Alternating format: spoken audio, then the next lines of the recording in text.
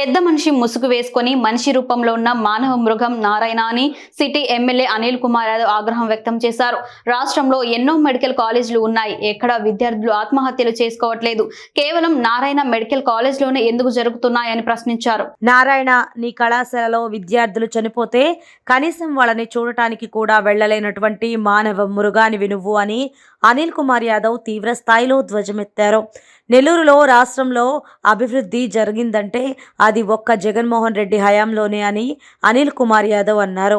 Election కాబట్టి నెల్లూరులో తిరుగుతున్నాడని, రేపు ఎలక్షన్ అయిపోయిన తర్వాత కంటికి కూడా కనిపించడని, ఓట్లు వేసి మోసపోవద్దు అంటూ అనిల్ కుమార్ యాదవ్ తీవ్ర స్థాయిలో ధ్వజమెత్తారు.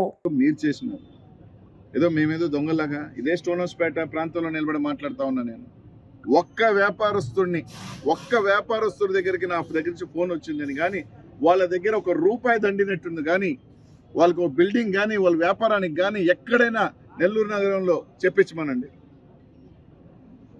మీరు చేశారన్నీ కూడా అరాచకాలన్నీ రోజు పాట పాడినట్టు నీ కుటుంబ సభ్యులు మాట్లాడారు. ఒక మహిళని ఇంట్లో నీ కుటుంబ సభ్యురాలు ఏం మాట్లాడిందో రోజు.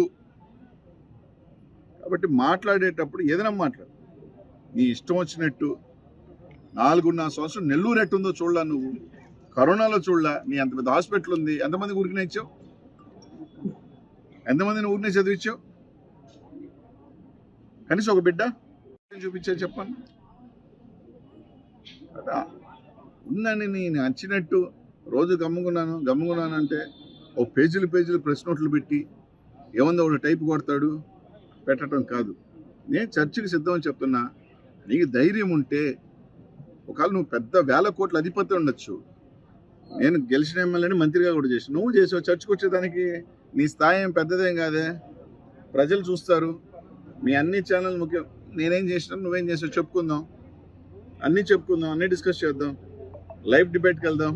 నెల్లూరు నగర ప్రజలందరికీ కూడా పలానా ఛానల్స్ అన్నింటిలో కూడా లైవ్ వస్తుంది. ఎదురుగా నారాయణ గారు, అనిల్ కుమార్ యాదవ్ గారు కూర్చుంటున్నారు. ప్రజలకే తెలియజేస్తారు. ఫేర్ డిబేట్కి రమ్మనండి, మేము రాం. దానికి మనం రాం. దేనికి రామో నిజాలన్నీ బయటకు వస్తాయి కాబట్టి. అంటే మాట్లాడేటప్పుడు నీకు నచ్చితే మాట్లాడుకునేది కాదన్నా. రోజు ఇది ఒక అలవాటుగా మాట్లాడేవంటే మన అవినీతి చిట్టా, మన అన్ని చరిత్ర కూడా నేను కూడా నోరెత్తాల్సి వస్తుంది.